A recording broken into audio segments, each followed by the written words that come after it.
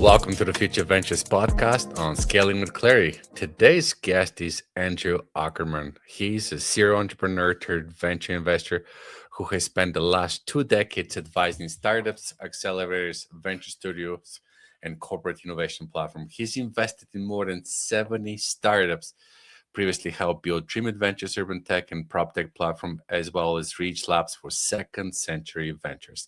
He teaches entrepreneurship, writes extensively on venture capital and innovation, and recently authored The Entrepreneur's Odyssey, a story-driven guide to building startups in the real world. Andrew, welcome to the stage. I'm super excited to have you on the pod and talk about your journey, but also I am hearing that you're starting something new. So why don't you take it away? Kind of tell us who is Andrew and what you're cooking. Sure. And I'll let you choose if you want to save the big reveal for the end or not.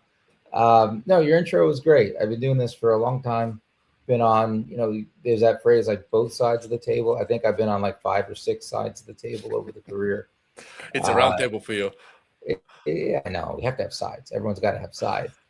But I've been in a lot of the chairs around the table, so it's given me a kind of interesting and fun perspective. Sometimes a little cynical, but always with a smile. And so, walk me through kind of like your journey. How did you come to doing what you're doing? And like, what is the passion like? I feel like my resume should come with a big stamp on top. Do not try this at home. It only really made sense in retrospect, but it was kind of meandering. So, when I got out of business school, if you said you were an entrepreneur, they're like, oh, poor guy, unemployed. It didn't, this whole culture of entrepreneurship didn't exist. Yeah. I mean, there were always some people. Yeah. But like, what are you doing in business school if you want to be an entrepreneur? You don't need to go to school for that. Just go do it, right? Your uncle will teach you, your dad will teach you. Now it's very different. Now you have whole centers of entrepreneurship as part of the business school programs. But it wasn't like that. So coming out of, I went to University of Chicago. So before it was called Chicago Booth, there are 2 doors. It's like, you got consulting on this side and you got iBanking on that side. And if you're interested in marketing, you came to the wrong school. You should be at Northwestern. I know I didn't want to do iBanking, so I went into consulting. And by the way, you want to go full circle? My daughter is now a sophomore again, and she's looking at consulting for her summer internship. So, wow, this summer she's got, but she's already looking for next summer. If any of your listeners are like, oh, I like consultants, I could hire a couple of them. Do you have any influence in terms of what she chose? It was all on her own. Yeah, it's very interesting for you and any of the listeners out there who have kids that are at that stage. It's a really cool coming back, right? It's where when they leave, all of a sudden like a flip switches and they're like, oh, God damn it, he might actually know something. So we're having it's a very interesting phase in our relationship. Yeah. Where we vacillate between, Dad, come on, and so what do you think about this? Did I write my follow-up letter nicely or not? Yeah. And I'm really kind of enjoying it. But I digress. Yeah, no, I hear you. I have 2 girls and 12 and 14, and for them, we got 3. 3 girls. Yeah, 3 girls, 2 girls. We're girl dads.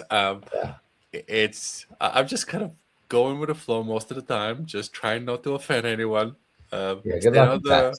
Good luck with that. I hear you. So you went to University of Chicago. What drug? I mean, to your point, it's a similar background for me. Like I went to university and then I pursued entrepreneurship. I actually finished university in 3 years and then started my first company in my 3rd year university. But to your point, it's not a common path. At least wasn't a common path. Now we celebrate entrepreneurship, but back then it wasn't. So kind of like, what prompted you to go down this path? Yeah, so it's interesting. So both my grandfathers were entrepreneurs, small business. One owned like candy shops. We didn't have coffee shops back in the 70s. So candy shops or stationery or toy stores. And the other one had done everything from Zippo lighters all the way up to designing like travel insurance products. So, they were sort of role models for me, but they also died far too young. So they weren't around when I came out of business school. And my dad was a doctor, so like it Hmm. wasn't. It's not a very entrepreneurial mindset by and large. So when I came out of business school, the idea of consulting appealed to me because I can find out like I can be on a bunch of different projects, work with a bunch of different industries, maybe find out something that speaks to me. And it was okay. They're very smart people. I enjoyed it. It was very good finishing school for business school, but it wasn't really resonating. And sometime in 1999, I was on this project, and the internet was new and shiny, Hmm. and we built this with the help of another that actually built it. Intranet application for two of our clients who were merging so that they could share data without contaminating the other teams. Because if Hmm. you share all that data and then the antitrust people say, yeah, no, you can't do that, anyone who knows the information from the other side can't go back to their regular job anymore. So it's kind of career limiting. So Hmm. it has to be on that. So the system we built actually solved that problem because no one got to see anyone else's but us, and we could kind of Hmm. push a button and then see pro forma financials. And if you remember the internet back in 1999, push a button meant push the button. Let's go out to Right. like, get some curry, and we were in London at the time, and like uh, in why am I blanking for the neighborhood? It's Covent Gardens, and then Yep. come back 30 minutes later and you get your results. Yeah. But it was enough, right? I looked at it Yeah. and I'm like, that's it. This didn't Hmm. exist 4 years ago, but Hmm. it exists now, and this is where I need to be. So Hmm. within probably 6 or 9 months, I resigned from my position as a consultant. I'd moved back to New York. I took a job at like Kaplan Test Prep because they needed help. They needed a consultant internal to help them get on the internet. And then within 9 months after that, I was at my first startup. Very cool. Was the first startup one that you started, or did you join somebody else? Um, so I'm one of the first three founders, though they had started with they had come up with the idea before I Yeah. joined. It Yeah. was what we would call now SaaS, or software as a service for summer Yeah. camps. Yeah. It was a wild time. My second internship in university it was in '99, and it was with a company called iMagic TV. It was the first Oh, company to do digital television over copper wires. yeah, no, It no, I exists in think I knew telecom line. them. Yeah. Yeah, there was a lot of like waiting for that hourglass to keep turning over. It was Yeah, a I little, mean, I remember like in the lobby we had plasma screen. At that time, plasma screen TV were the rage, and one was $10,000, like just insane. But like, I mean, we're talking '99. The ability to yeah. skip commercials, the ability to record. This was like very innovative at the time. Now it's kind of a standard feature of any kind of digital television. Um, and it was a really interesting time. It was my very first startup. I think I can't remember, we were probably at about 150 employees. It was backed by one of the telcos, and Bitel, which became Alliant, which Alliant got bought by Bell Canada. Um, Mhm, it was a wild time because we were really hoping and praying we're going to go public, and 2000 came along, and mhm. September 11, and everything just kind of went Yeah. down. Yeah, So we actually had a term sheet from a VC whose offices were in the World Trade Center. So the yeah. person we spoke to, he was fine. He wasn't there that day, but our term sheet and the VC behind it literally evaporated that morning. That's crazy. Yeah. I still remember to this day, like where it was Oh when I yeah, watched it on TV. Like it just I remember it such a very much yeah, so. And I yeah. still remember it was if you were in New York, it was this clear blue sky, not a cloud in the sky, crisp fall day. So Hmm. anytime I walk outside and it's like that blue and it's about 65, 70 degrees, I'm like, Yeah, that's deja vu. Yeah. yeah. Crazy. And so you joined two other co-founders. You guys worked on the company. Kind of what was the outcome? What was the success of the company? Yeah, we sold. Right. So it's Okay, actually, nice. yeah, no, we sold. Well, let me phrase that. I got bought out in '08. Okay. We had gone through a whole process to sell it. The founder was like, yeah, that's not high enough. I'm like, I think it's high enough. Then you should be thrilled to buy me out. And Yeah. after some hemming and hawing, we ultimately agreed to like a year where I found a successor and trained him up Yeah. and so on. The company that went on for another 5 or 6 years, Okay. and ultimately was acquired by a private equity fund who had also done other registration systems. It was part of putting together this Hmm. portfolio. And then a couple of years after that, it was finally sold. So, the company was sold a little bit after I left, but I had my exit Nice. end of 2008. Nice. So first startup, first exit. That's fantastic. Yeah. Um, then what carries on in terms of the journey? Well, that's actually where one of the first life's lessons I learned. This one's not in the book, but like I had been so heads down, like I'm the COO, got to make everything work, that I didn't really spend a lot of time networking or promoting myself and getting out there. So, I exited, and then I thought, well, okay, I'm an exit entrepreneur now. Like, ideas should be like not ideas, but like offers should be coming to me. And they're Hmm. like, yeah, we don't know who you are. Plus, also, I exited like this was the end of 2008. So if you thought 2001 was bad, like 2008, welcome, we're back, right? It wasn't a Yep. great time. So here I am, like through 2008, like looking for stuff, and like I realized, like, oh, I should have been building my profile and my Yep. network a year and a half ago already. So Hmm. that was one of my first big lessons learned about the need to like be thinking 2 or 3 steps ahead and to always be building my personal brand. Hmm. Hmm. I can't emphasize this enough. Just for context, Future Ventures is a boutique capital advisory firm. And so, one of the two primary reasons why companies or founders come to us is like they're either stuck on the growth side or they're unable to raise money on their own. And we're like, well, what have you done in terms of building out your brand, getting the investment community to know you, or getting other people in the ecosystem to know you? Have you engaged? Like, have you developed an investment relations strategy? Are you executing against it? Because, like, if you're trying to just raise money off cold emails, it No, is forget about very, it. very hard. Very No, hard. forget about it. Don't waste your time. Like, and this Yep. is stuff I cover in like the last third of the book about how to raise the Yep. round. Yep. The warm intros are key, right? So hopefully you've Yep. been building them along the way. I tell all my founders, I think this is, I don't remember if this particular piece is in the book or not. You ever hear a founder say, we're not fundraising? I'm like, that's cute. You're wrong. You are always fundraising. Always. The Yeah. difference is, am I spending 10 to 20% of my time kind of Yeah. cultivating these relationships, and Yeah. then 80+% of my time on the startup? Or am I spending 80% of my time trying to get that money because I actually do need it right now? And then Okay. 20%, making sure the startup doesn't fall apart while I'm busy fundraising.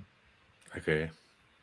So, Andrew, you've been a founder, you've been an accelerator operator, you're an investor, you're an adjunct professor with the National Realtors Association, institutional VC, kind of like which role gave you the clearest understanding of how the startups actually succeed?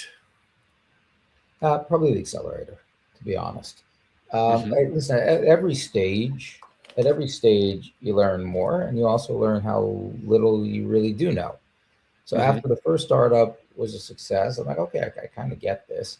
And then, I had started to do some angel investing along the way, and then you start seeing like all different models, and you're like, well, that's very different. I don't know what to tell these guys. Yeah. And then like you think you got some startups that are going to do really great, and then like they tank. And I got lucky. The first startup that I invested Hmm. in, my first angel investment, did very well. But I Hmm. realized in retrospect that I didn't invest wisely. Like I didn't really know what I was doing. I just got lucky. Hmm. And the curse there is if your first investment does well, now you're hooked. So I had to Yeah. learn what I was doing wrong and get better at Yeah. it before my luck ran out. So, once you start going from say founder to angel investor, you realize that like what you learned with your startup, that's only pieces of it, right? It's like only knowing Yeah. how to play one hand in poker. There's a lot of other Yeah. hands. Uh, Okay.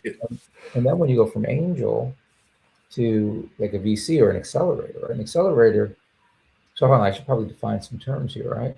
So an angel investor is just, you're investing out of your own pocket, right? You Hmm. see a good startup, You got the money, you can invest. You don't see a good startup that month, like, hey, you don't have to. Yeah. No big deal. When you're a VC, a venture capital fund, or an accelerator, which is often a structure like a VC behind the scenes, but has like, you know, regular Programming. programming that begins and ends, you don't have the luxury of being like, yeah, I don't really see anything this month. Let's wait for another. You Mm-hmm. actually have to have, you need to deploy the capital at a certain speed. Mm-hmm. You need to have, like, I need 10 startups in my cohorts. I got to work backwards. I got to look at, I kid you not, over 1,000 startups to come up with like 50 or so I want to interview, and hopefully 10 that I'll actually take into my program. Yeah. So I went from like, oh, I saw 2 good startups this month. That's awesome. To like, yeah, I have 2 months to find to look over 1,000 pitches. Yeah. So, then I realized, like, yeah, I knew nothing about that. So I had to learn how to do that. Yeah. And then I spend, like, once we have startups in the program, I'm working with 10 startups. I'm meeting with them for an hour a week, every Mm-hmm. week, sometimes more, just Mm-hmm. really running them through this I won't call it a boot camp because it's not that, it's pretty bespoke, but pressure testing and stress testing every link in the Yeah. chain that makes up their startup. Where I find stuff's weak, we work together to forge something stronger. Um, then all of a sudden, like, some of the things that I learned for myself, I was able to start generalizing them. And more importantly, I was able to start thinking about, like, I have the knowledge, but I'm not getting it Mm-hmm. across effectively. How do I get the lesson across better? How do I Mm-hmm. get a startup to realize this is really what they need to do? So that, and we can talk more about the evolution beyond that, but those were like the big step level, like, oh my Mm-hmm. God, I guess I don't know what I'm doing, but now I'm learning parts of my life. So, I mean, after having exposure to this many companies, and you can't help but develop pattern recognition. So, w- from what you've observed, Mhm. what consistently separate companies that scale from the ones that stall? Kind of like, what are the patterns that emerge that you say, Yeah. "Huh, this is a company that I think is going to be very successful." So I'm going to give you a non-answer first, and then I'll give you a specific answer. Sure. Okay, or 2 or 3 specific examples. So I talked about the startup as a chain. I use that analogy, right, a lot. Um, like, let's say you thought the startup was a rope and a couple of strands were frayed. You're like, enough of them are strong. We're good to go. Doesn't work Yep. that way with the startup, right? If one link is bad, you got nothing, right? So you have to think about Mm-hmm. it that way. So on the one hand, when you look at it, all the startups that fail, like, it's a different link in the chain, or you don't know. Maybe Yep. the market size is too small. Maybe Yep. the team sucks, right? It's a different link in the chain. So Yep. they're all kind of different. Now, that's my non-answer, but it's true, right? So you have to Yep. understand, like, all the links in the chain. Yep. Where pattern recognition starts to come in is where I can look at a startup and I'm like, I got to test this link first, right? So, and when you're first starting, it's like any sport, right? You have to break it down, like, understand the individual motions and, like, train your muscles to do it. When you start getting well, it becomes instinctive a little bit. So Mm-hmm. let's say, for example, I'm dealing with a startup that sells to architects. Well, I Mm-hmm. happen to know this. I'm like 200,000 architects in the US. And depending on what you're charging, it's very likely that that's not a large market by venture standards, Mm-hmm. right? Mm-hmm. Mm-hmm. VC, we're looking for $1 billion total addressable markets. Like, you got to charge a lot for that product to Mm-hmm. just 200,000 people. So I know that that kind of startup, I got to go look at the chain, the link in the chain that is the total addressable market first, because if that's broken, I don't have to look at anything else. Yep. I don't get bonus points for figuring out 5 other links that are broken. Mm-hmm. I need to be like, this is broken. Go back, say, hey, that's why. Thank you very much. Good luck. And then Yep. I need to use my time better by finding and looking at other startups. So that's where pattern recognition starts to come in. Uh, I gave you a non-answer. I gave you kind of a specific answer. Yep. You want me to go even deeper? I would love. I mean, I often ask this question of my investor guests because I'm curious, and I appreciate the different nuances that could exist depending on what the investment thesis is. But I'm kind of looking to get uh, investors' perspective around what they see, or are there nuances? Because everyone can talk about, well, I'm looking for the size of the market, the opportunity, the team, like, but kind of like, but what specifically would make you invest in a company versus I'm going to wait out? Yeah. So there are a couple of ways to look at it, right? So one of the things that a lot of founders don't appreciate, maybe don't believe it until they're on this side of the table, is just how often we will see startups that are virtually identical except for the logo. Now you're laughing. Later in the cycle, it happens a lot. There's a lot of Yep. imitators. Like, yeah, Yep. okay, you see a blockchain startup now. Of course, they're copying. They're late to that party. Yeah. But what they don't realize is even like at the very beginning of that wave, we're Yeah. already seeing it. So let me kind of break that down and explain why that Yeah. happens. Right. So there are underlying problems, whatever it is. It's tough to do this, and they're to a certain extent insoluble at the moment. Hmm. And then something changes, and it could be technology. Now we have blockchain. Now we have AI that's like available like for the common user. Machine vision now works. Speech to text works. Whatever it is, it's usually technological. It could be regulatory. Hmm. Right? They changed the regulations. Now we can do this. We couldn't before. Now we can't do this. Right? Those are kind of, I call them discontinuities. Those are like now is very much different than the way it was before. Now, what happens in those discontinuities is some problems that were very painful but were insoluble are now suddenly soluble. Hmm. Now you can solvable, I should say, not soluble, solvable, right? So, wow, it's like the gates just opened up. Now, you might think, I just figured out the great opportunity. Here's my startup. You have to understand there are tens, if not hundreds of thousands of hungry entrepreneurs out there. Hmm. Some of them are looking at that same problem. Hmm. And when the ice breaks, they're like, I just figured out how to solve it. Hmm. So that light bulb goes off in a couple of different places, sometimes, a couple dozen different places, because what was insolvable is now solvable. Hmm. So, and sometimes their solutions are different, but sometimes they're actually pretty close to each other. Hmm. So it's not uncommon, especially when like me, if you focus on a certain industry, so people Hmm. come to you with a certain type of startups, you end Yep. up seeing a lot of a similar deck. So Yep. I didn't appreciate that as a founder. When I appreciate, I don't mean like I resented it. I mean I didn't understand fully, Hmm. but I get that now. But what that means is when I look at the investments, sometimes it's a genuinely new solution to the problem. Like, Hmm. wow, that's interesting. These guys have figured it out before anyone else has. Now I have to ask myself, is that true? Or have I just not seen the 12 other people who are Hmm. tackling the problem? Hmm. But that's okay, right? That means that, I'm assuming I'm on top of my job, that means that this is pretty cutting edge. That means that it has a good answer to the question, why now? Right? Hmm. If there's no good answer to why now, it's like, whatever, there's a lot of people ahead of you already, or, this isn't a solution that works. They've tried it and it's failed, and I'm not going to give you Hmm. money to fail Hmm. the exact same way again. But at least that means like they're in the running. And then the question becomes, do I believe that this is the team that's going to do it? Like, I don't believe in fighting fair. I want Hmm. it to, like, I want the heavyweight fighting against the welterweight. Like, oh, it's not Brass fair. tack. Like, okay, that's not what I'm backing. I'm not backing Yeah. fair. I want the winner in this one. Yeah. I'm diving into the team. Sometimes it's the experience, sometimes it's the sales Yeah. ability Yeah.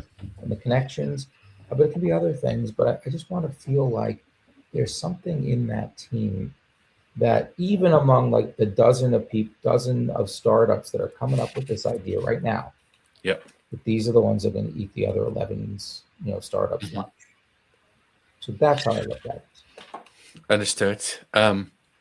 Do you primarily invest in real estate and prop tech? Yeah. So not the real estate itself, that I don't do, but I'll invest in startups that are involved in the real estate or construction process. So Hmm. anything from owners and developers to general contractors, architects, Hmm. uh, subcontractors, uh, you know, anyone involved in that process. So if they sell perhaps software to that area, Yep. or if they sell hardware or a mix of the two, as long as those are the customer base and it deals with like building or operating buildings, I'm interested. Yeah. What what are you seeing in the space that you're really the most excited about? So if you were to project 5, 10 years out, kind of like what do you think is going to win? Is it going to be software? Is it going to be hardware? Like how is the real estate industry evolving? And yes, I understand it's not the physical underlying assets, but Yeah. anything that's supporting the underlying assets. So you may find this surprising, but actually, I don't love that question. I'll tell you Okay. why. Most of the people, when they get asked that question, either their answer is so blindingly obvious, it's like, yeah, okay, fine. I've heard that a zillion times before. Or it's Yeah. kind of out there and thought provoking, but like, 99 times out of 10, they're wrong because like we're predicting Yeah. the future. Yeah. So it's kind of a tough question to ask and be Hmm. interesting. But I'll do my best, right? I'll do my best Hmm. here. So specifically with real estate with Can I just jump in? yeah, Um, sure. I want you to be comfortable with the answer. So I'll rephrase my question. What areas are attracting the most investments right now? Oh, that's AI, but that's a boring answer, right? Okay. Yeah, everything's AI these days. Even in real estate or real Oh yeah, estate lending. everything is AI these days. And if Okay. it's not AI, it's robotics, right? But it's Yeah. tricky. So actually, let me drill into it because Yeah. there's interesting implications here. Um, Actually, let me give you something that maybe the casual listener is not aware of. So when we think about like building a building, sometimes we think about it, it's kind of like a manufacturing plant, except what they're building is a building, right? You have a lot of Hmm. people with heavy equipment, and hard hats and dirty, dirt under their nails, Hmm. and they're creating something physical. In this Hmm. case, something physical that'll last a century or more, I mean, Yeah. unless somebody screws up. So we tend to think of that analogy, but it's actually an analogy that's been holding the industry back. Hmm. Right? There's these comparisons between manufacturing and construction. And manufacturing got really nice productivity gains. Yep. It's looking good. And they look at construction and it's down. Like, we are Hmm. less productive now than we were 50 years ago in construction. Now, I argue part of that's because we've taken those gains and like fewer people dying, right? Hmm. It's a lot safer, but straight productivity is lower. And I think the problem is we're looking at it the wrong way. So let's say you, Maxim, owned a factory. Yeah. Everybody in your factory reports to you. You pay Hmm. them salary, Hmm. right? You control all of that. Anything that comes into your factory, you ordered. Anything that leaves your factory, you're selling. Unless it's Hmm. trash, they have to pay someone to haul it away. But even then, you're paying for that. Yeah. None of what I just said is true for construction. Let's say, Maxim, But you're the owner, right? Or the developer. 99% of the people who work on that building don't work for you, right? So you hire an architect. yeah. They have different incentives. Then you put it out for bid and you get a GC. They've got different incentives. And even the GC, they're barely 20% of the people, if that, on the job site, because most of the people that work for them are subcontractors. They have different incentives. So if you want to try to get someone to use the same software, you have to have Yeah. 5 or 6 parties to Yeah. convince. And they're like, I'm not going to use your software. I'm on 3 other projects. I have to use 3 other software packages. To hell with Yeah. you. I'm going to do it my way. I get that. I get that. And I guess my question then, my follow up question to this is, a few years back, we used to work with a prefabricated home, and I'm not talking mobile homes. I'm talking Yeah. prefabricated high end homes, primarily second residences. I'm like lower cost of production, higher quality, lower wastage, lower carbon footprint, like faster delivery. I'm like, why hasn't the prefabricated market taken off, especially given the demand for housing both in Canada and the States? So demand for housing sometimes is stymied by zoning. So that's Yep. an issue. Like why has demand not been met? It doesn't matter whether it's traditional construction or modular. There are other Hmm. barriers in the way. Hmm. Um, Modular is actually not new, right? I didn't. I was Yeah. kind of astounded to find this out. But after World War II, I think the majority of the houses that were being built Yeah. when people came back from the war were modular. Yeah. right? And they were a Yeah. little cookie cutter, but and I think that's part of the issue. What happened was it wasn't that modular got worse; it's that what we call traditional, meaning kind of customer bespoke. The Yeah. cost of that just got better. So it got to the Okay. point where for the same money, I could have, I'm talking single family homes because modular for like large buildings, that's a little different. Mm-hmm. But, I could have the same money, I could have my house my way, right? I could look different, not like every other house on the block.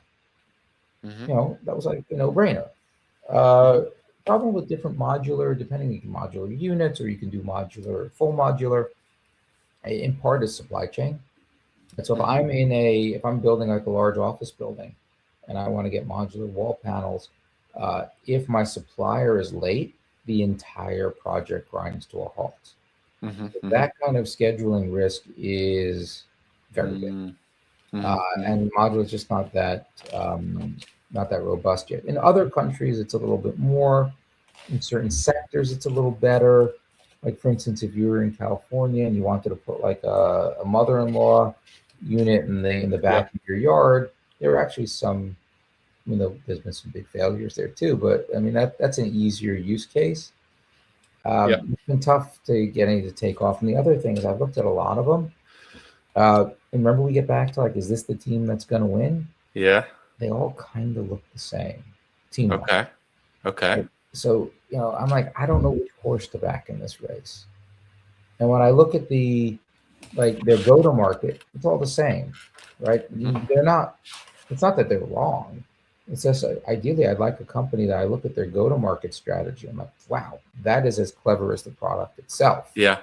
right? They are zagging where the people are zigging. This could really work, and I Yeah. didn't see that. So Yeah. I've actually never placed a bet on modular. Yeah. Interesting. You mentioned a lot of the capital at the moment in the real estate industry vertical is kind of flowing into AI. What have you seen that you're like just absolutely full of excitement, jazzed up about kind of like what's coming and how that's going Yeah, to shape the industry? it's kind of funny. Like a lot of the people in real estate and construction are a little conservative. And listen, it makes sense, right? If I'm building software and it breaks, I can send a patch, right? Mm-hmm. If my software company goes out of business, I'll find another software vendor. Yeah. Yeah, that doesn't work with buildings, right? If like, oh, that new concrete we tried turned out to be a bust, like that's a problem, right? If I have a new Yeah. elevator and the company that, whatever, the software that runs the elevator is gone, Yeah. like that's mission critical. So they tend to be a Yeah. little bit more conservative, the customers in my Yeah. sector. And with AI, they're in this kind of hope and fear like combination right now. Mm-hmm. They Mm-hmm. realize everything's changing. They don't really know what they're doing, and they're just trying to experiment. Some are doing better than others at it, Mm-hmm. but their inherent conservatism, like a lot of them, like for them, AI is Microsoft Copilot. And some of them are even like in the construction side, they're pulling back, right? So they just realize sort of um, everything they upload into Chat GPT or Claude becomes part of the bigger LLM. We can't do that. So they've taken it out of their people's hands. Now they may Mm-hmm. be overreacting. If you think about it, use different industry. If you're a law firm and you put anything Yeah. into it, you've automatically violated attorney-client Yeah. privilege. So, and forget about, that's just when I'm uploading files, I'm trying to do things manually. If I try to implement AI that's in my workflow, that's automatically scanning the emails coming in and out, and like Mm-hmm. doing really interesting stuff, like forget about that. So there is definitely we have to figure this out, but also some very legitimate fears here. Mm-hmm. On top of that, everyone who used to think, oh, it's SaaS is the best way to do it. Now AI is kind of killing a lot of that because now, on the lower end of the market, I can whip something together, single quotes. It's not that easy, but for the people who have more like, you know, uh, elbow grease than money, Yeah. what really matters, they'll whip up something that works. They used to be well enough. Well enough used to suck compared to the Yeah. software, but now well enough is getting pretty damn good. Mm-hmm. right? And then you got a lot of people think, well, I can go build like this SaaS product and I can start selling it at a tenth of the cost, which is maybe true, except now, like, there's like no differentiator. There's tons of new products coming out. Yeah. They're not great investments for me. They're great for Yeah. the user, maybe. So we're in this really disruptive area where like the customers are kind of looking at it, they're not sure what it is, but they know that whatever they're doing, like they got to either be generating top line revenue, which is a little harder for them to find, or you got to be ripping cost out, which, Mm-hmm. that they seem to be figuring out. Uh, but again, they don't kind of know what they really want to do. Yeah. So it's a very interesting, exciting, scary, all those adjectives time right now in the real estate and construction space. I hear you. I hear you. And a lot of the things resonate. We we internally for one of our portfolio company built a mini ERP within 3 months that does everything that they need to do. Um, it's so good that now we're thinking about turning into a product. But like again, we have a dev team, so it's not like we just vibe coded in Yeah. Replit or Cursor. It like we did proper databases. We React and Next.js, and like Mhm. it's proper infrastructure. It's intended to be SOC 2 Type 2 compliant. So like security, risk controls, everything Yep. is incorporated. But it's become affordable. It's become approachable. So we're constantly the work that we do is kind of like the old saying that the cobbler's kids walk barefoot. We eat our own chow. Like we optimize everything that we do, and then portfolio companies they have to do this, and then um, that it in my mind I think you said it, you either grow revenue or rip costs out. Like that's really the only way that you can drive a sustainable business. What are you seeing now in the real estate industry is opportunities for people to either grow the top line or drive the bottom So, line down? um, sorry, I thought you were going to go slightly different direction. That By last all sentence. means veer off. Yeah. So I was going to tell you, like, and this is something that I am 1 foot in, 1 foot out. So I was Yeah. approached by an old friend, and he's like, "So what are you doing these days?"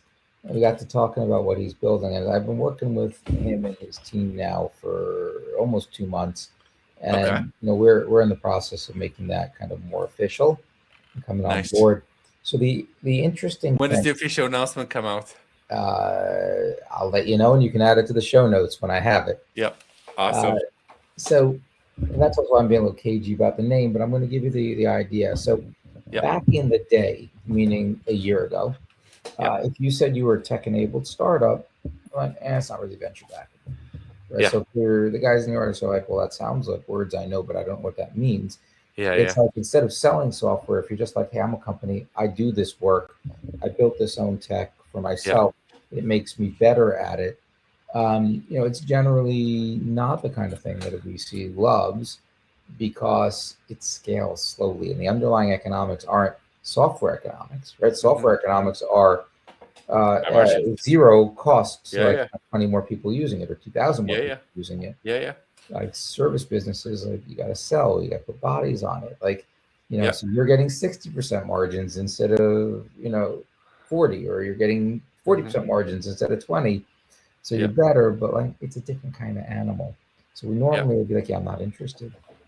But I think in real estate, especially, but I would argue in a lot of other places, there is another play to have. So there are, and this part's, I think this is public. I believe that General Catalyst bought Amex Travel.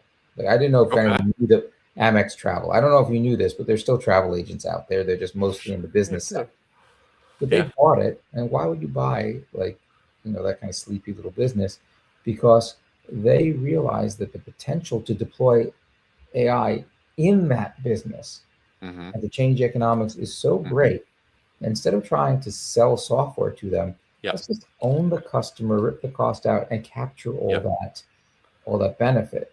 So there is an opportunity to really just take over the large players if you have that kind of money Yeah.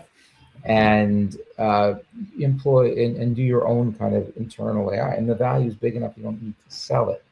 So the Mm-hmm. project that I'm working on, a company that I'm kind of working with right now, it takes the same approach within the whole kind of construction process.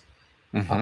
and it solves the thing that I talked to you about before, which is like, you don't, those people don't work for you. Those people don't work for you. Those people don't work for you. Yeah. So instead of dealing with that, Yeah. we're actually buying a bunch of those service companies, and they're all kind of Yeah. small, and R- but we've built the AI tools that apply to all of them in Oh, house. nice. So we're a Nice. bit like a holding company, almost like a private equity fund that owns a bunch of portfolio companies, but we also hold the technology at the parent level.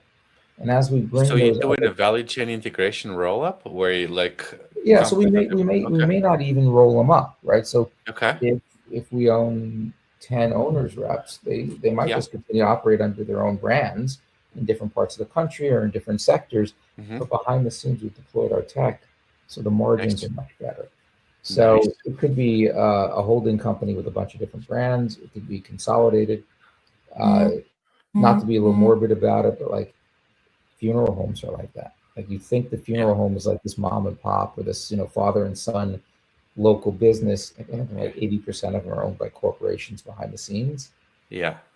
So we Yeah. can do Yeah. that. But the key play is it's kind of like private equity, except instead of economies of scale or whatever else, we're Yeah. using the AI that we've built to change the economics of the company. And that works in the construction world because, like, hey, don't tell me what tech I want to use, right? I will use my own tech. That's fine. We'll just play well with you. We're just focused on doing our job Yeah. better. So Yeah. as far as you're concerned, Maxim, you just keep doing what you're doing. Yeah. You're just going to find us like better and faster and Yeah. more fun to work with.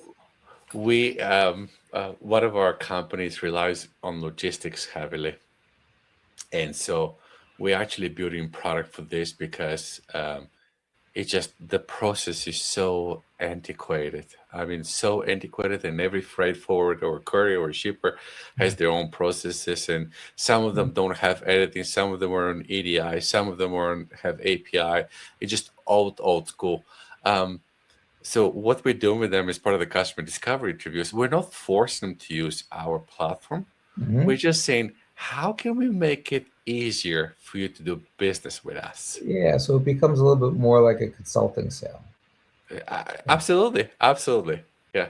But actually, it's interesting you should mention it. To go back to one of the questions you asked earlier, Yep. like some of the companies, like some of the big red flags that I see when 12 different companies that are similar come to me is Yep. when I'm talking to people, I can come up with four or five or a half dozen or a dozen things that they could do right now without getting my money that would Yep. help de-risk the startup.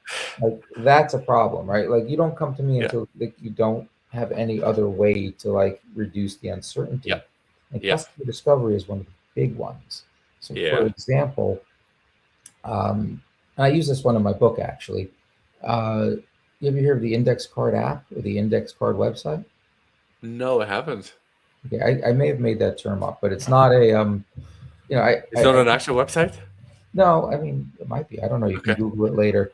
But Yeah. it's a concept that is out there, just not as well done as it should. So let's say you have an idea for, an app. Your tech Yeah. is to start coding. Like rookie Hmm. founders, we're just going to start building or Yep. hire someone to start building. Yeah. Yeah. And the problem is like you end up, building what's in your head in that bubble. It's not necessarily what the market as a whole wants. And then all of a sudden you come back later and you realize I built all of that stuff. No one touches Yeah. it, and Yeah. like I can't get people to use it because I'm missing these four things that they do need. Yeah. So the index card website is kind of a very simple but powerful idea. So it's number one, go to Staples and buy a pack of index cards. Costs you maybe Yeah. $8. Then go get yourself a pen. I like to steal them from the bank. They're free, right? So that costs you nothing. And then you take your pen and your index cards. I don't have that as a visual, and you Yeah. draw each screen on an index card. Yep. Don't worry, be sloppy, right? Because the goal is not to get people hooked up on the look. Oh, it's a Yeah. very nice photo. You want them focused on the functionality, Yeah. right? So you're sketching it out. It should be legible, but don't worry about everything should kind of be where it's going to be. Yeah. But don't worry about making it pretty. That's not the goal, right? It's a goal. It's like a wireframe, Yep. basically. Yeah. You're doing the analog version of Figma. Yeah, I'm sorry, better this way, Yeah, right? yeah. And then you come up to your, by the way, I use balsamic sometimes for this, but then you come up to your customer. I should do Hmm. this in person, right? Let's say it's a consumer facing app, it's easier. You'll say, hey, Hmm. Maxim, listen, I'm building this website or building this app. The whole idea is it's basically to do X, one sentence, right? Hmm. Um, I've mocked up my app on a series of index cards. I would like you to pretend you just downloaded the app and you're seeing the screens. And just Yeah, interact with it, right? If you're pressing a button, press that part of yeah, the index card. If you swipe, do it. Don't ask me questions. I'm not going to be there when you download the app. yeah. The only thing I'm asking you to do differently is whatever you're thinking, say it out loud because I can't read your mind, right? Hmm. I just want to watch how you interact with this and what you're thinking, hear what you're thinking, and then just sit back and let them do it. So what you'll notice is, right, in the example I gave before, they don't touch 2/3 of your site, right? But you didn't have to build it now. It's just like Yeah, pen and paper. They don't touch it. So then yeah, after they've done it, like you can ask them, well, why didn't you yeah, touch that? Right? You can break character at the end. yeah, Like, yeah, I don't need any of that. Well, guess what? yeah. You just saved yourself 2/3 of the dev time.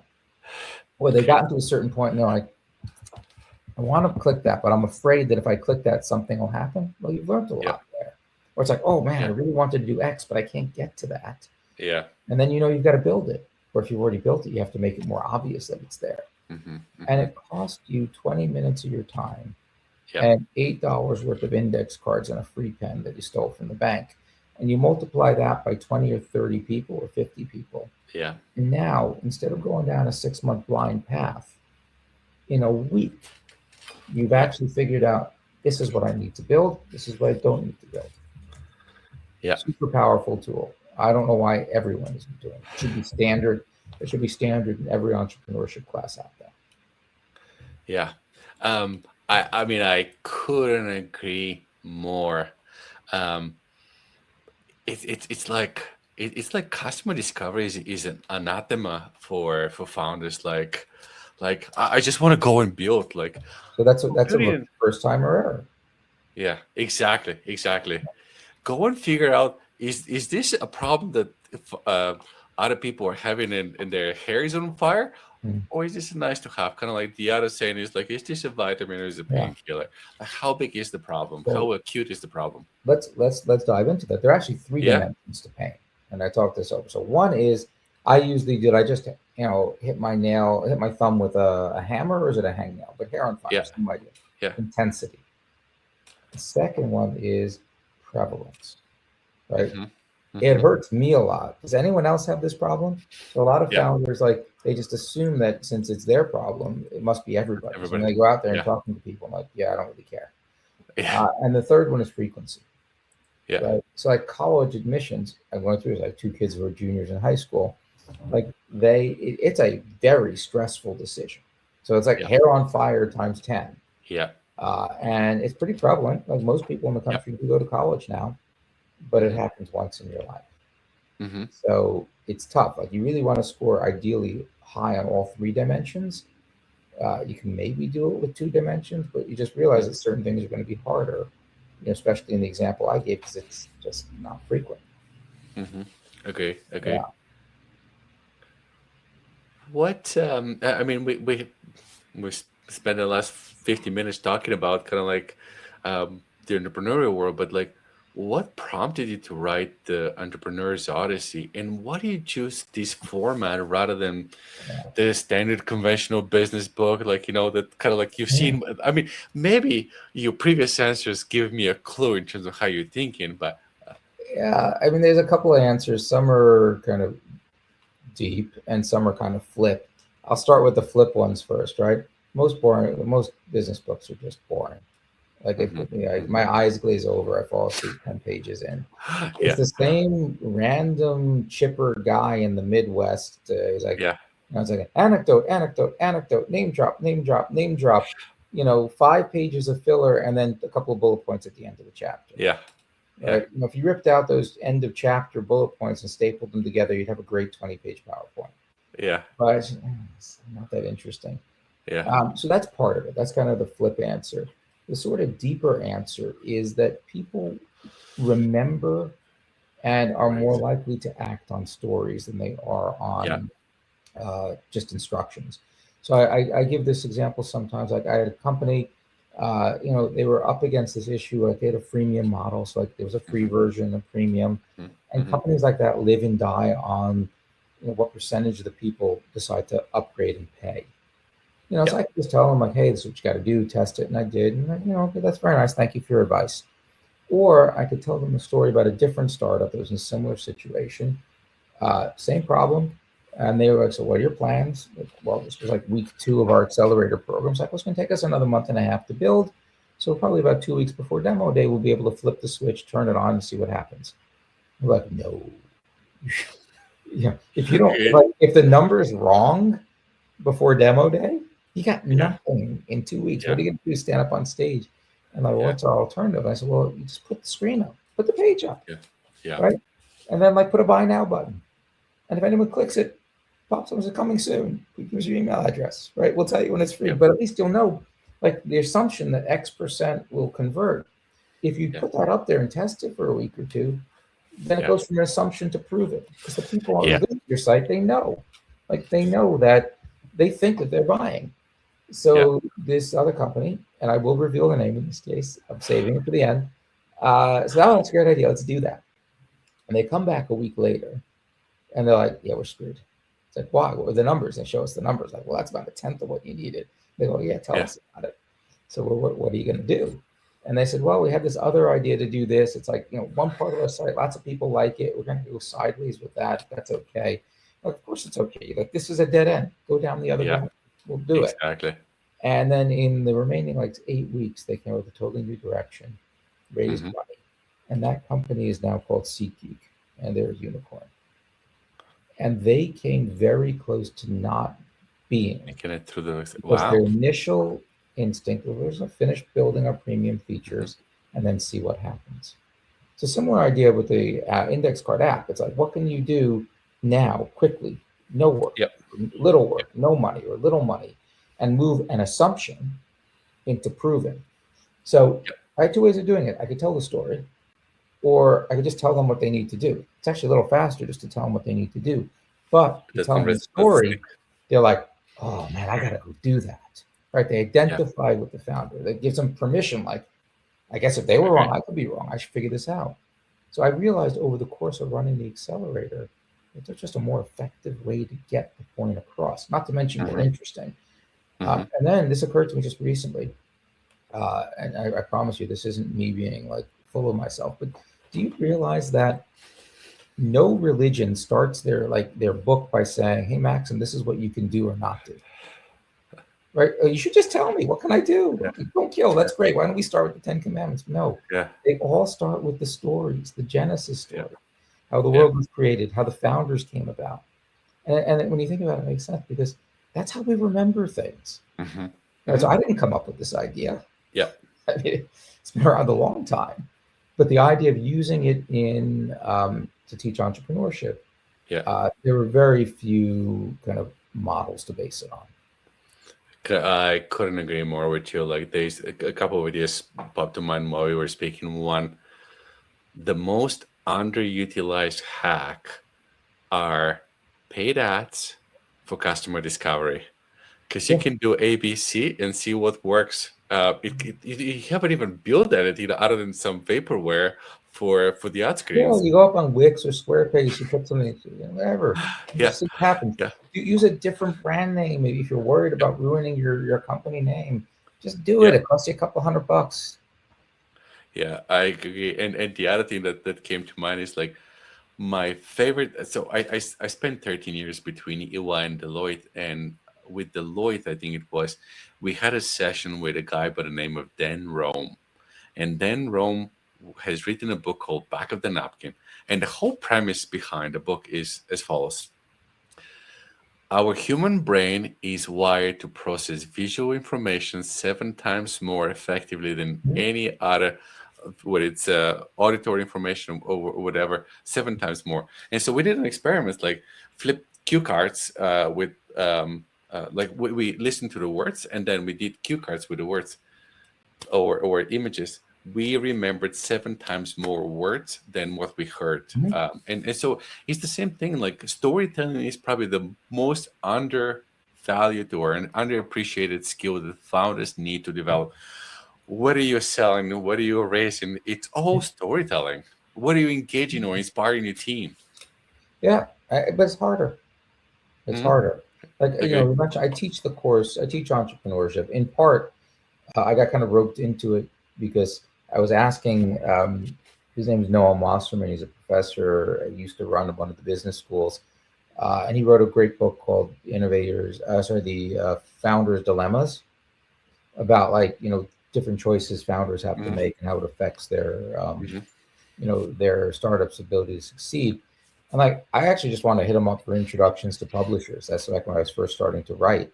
Yep. But he did something that was very smart, right? And like, he's a surprisingly good salesperson. He said, Andrew, if you're going to write a book that could also be a textbook for teaching entrepreneurship, you should teach entrepreneurship and run the draft past these students. Yeah. And I'm like, Yeah. "Mm, that's Yeah. brilliant." Yeah, okay. Yeah. And then somehow I twisted my arm and I had to teach two other courses first. But yeah, he's really good. But it That's really made awesome. a difference. It really made a difference. Oh, 100%. 100. You get immediate feedback. We're at time, Andrew. Any closing thoughts that you have? Where should people follow you? In the show notes, we'll drop links to your book. Just Yep. Yeah, so there's a couple of things, right? It all depends on what you need, right? So if you are a founder and you're working on a startup right now, you're thinking about quitting your day job, get the book. Right? I know it sounds very self-serving, but it's like, 220 pages or something like that. You'll sit down in 5 hours. I guarantee you'll come up with a half a dozen or 2 dozen things. You're like, oh, damn, I would have made that exact mistake. yeah, Right? So there's literally nothing else I can think of that you could put 5 hours into that will move the needle on preventing failure of your startup and maximizing your odds of success. hmm So hmm if that's all you want, and you're like, okay, I'm tired of hearing Andrew speak, just go onto Amazon, go to the show notes, you'll find it. yep, If you're kind of curious about the stuff that we didn't talk about and what I've done, and like the corporate innovation side or the other stuff, yeah, you can go to my website. It's Andrew, the letter B as in boy, Ackerman.com. There's more hmm information there.